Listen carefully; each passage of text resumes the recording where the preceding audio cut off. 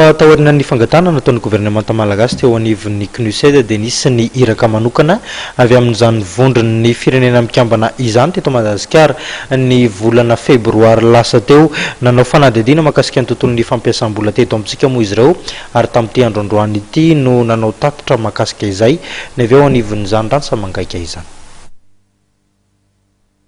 Isan'ny olana misy eo amin'ny tontolon'ny fampiasam-bola eto Madagasikara ny amin'ny lafiny araky lalàna, ny politika mifehy ny fandoavan-ketra, ny lalàna sy ny rafitra mifehy ny fifaninanana, ny olana amin'ny fototra-avitrasa sy ny fandrarana, ary efa misy ny soso-kevitra ho fanatsarana izany izay voafaritra tao anatin'ny tatitry ny fanadihadiana notanterahany manam-pahaizana manokana avy amin'ny Conférence des Nations Unies sur le commerce et le développement na ny CNUSED izay nanatanteraka iraka manokana taty Madagasikara ny volana febroary lasa teo ary tafiditra indrindra ao anatin'ny fanadihadiana mikasika ny politika ny fampiasam-bola eto Madagasikara.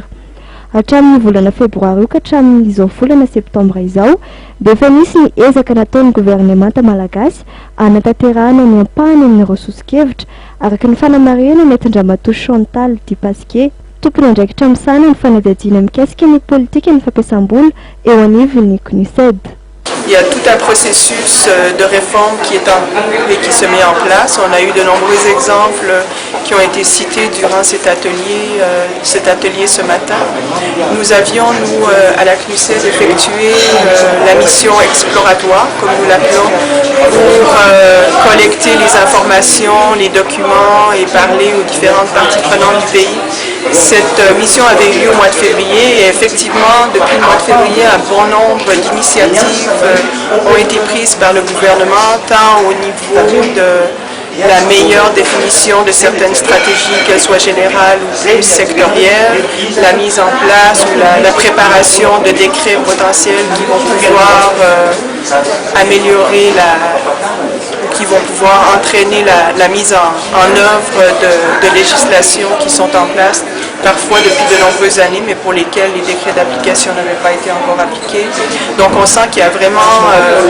un mouvement, toute une volonté politique de faire avancer les choses à Madagascar, et c'est un plaisir et un honneur pour la CNUSED de s'associer à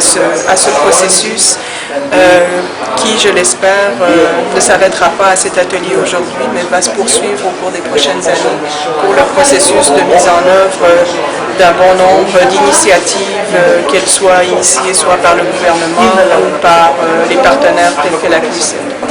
Notanterahana androany ary ny fampahafantarana ny valin'ny fanadihadiana nataon'ireo manam-pahaizana manokana ny CNUSED ary ny toe-vedrana amin'ny atrikasa sy fampidiniana teo amin'ireo mpisehatra voakasika izany izay notanterahana teto amin'ny Louvre Antaninarenina. Nitarika ny atrikasa androany ny point focal ny politika ny fampiasam-bola eto Madagasikara, ny misy ny indostria sy ny fampiroboroboana ny sehatra tsy miankina izay nanamafy fa anampy amin'ny fanatsarana ny tontolo ny fampiasam-bola avy any ivelany sy eto an-toerana, ny fametrahana ny politika ny fampiasam-bola. Nandefa olona taty Madagasikara zareo fandinika amin'ireo ministera maromaro, ny fandinika amin'ireo secteur maromaro na privé io na étatique no ohatran'izany groupement hoe andosika fandinika inona no ataontsika dia nandinika dia nandinika tetety an'ireo inona ny obstacle, inona ny recommandation mahafahan'ireo investisseurs étrangers mampiasa ny vola natintsika, ahoana ny fomba ny améliorer tsika ny climat des affaires eto amintsika, ahoana ny fomba maromaro ampiasaina ahafahan'ny investisseurs étrangers tonga eto amintsika, misy juridique, foncier, maromaro ia sehatra maromaro zany anatin'izany raha zany. Tonga zao étape zao tsika hoe mois de septembre étape ny examen, étape ny rapport zay vitan'ireo olona reo ny arahana tamintsika zany tao ministère hoe reto ny étape, reto ny rapport vitanay.